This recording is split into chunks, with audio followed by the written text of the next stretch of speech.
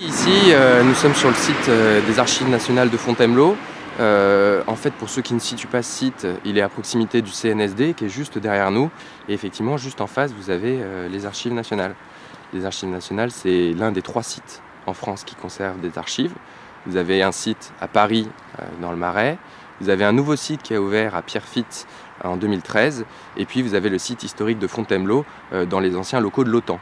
Donc depuis depuis fin mars 2014, ce site est fermé au public suite à des mouvements qui ont eu lieu dans les bâtiments. Et ces mouvements de bâtiments ont probablement été causés ou tout du moins ont été amplifiés par le déménagement d'un certain nombre d'archives depuis Fontainebleau vers le nouveau site de Pierrefitte.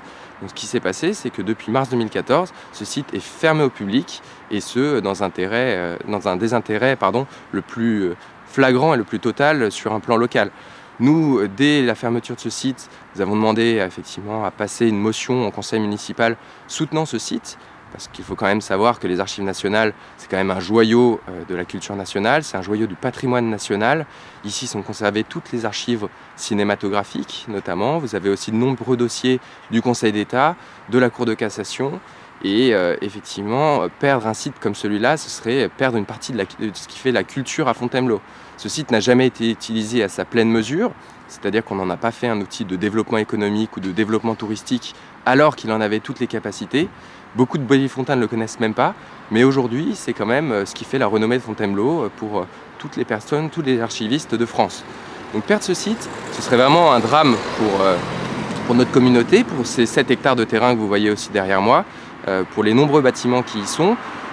Il y a déjà eu une inondation l'été dernier qui a endommagé plus de 33 000 cartons, donc c'est énorme et effectivement ce sont autant de documents qui sont perdus.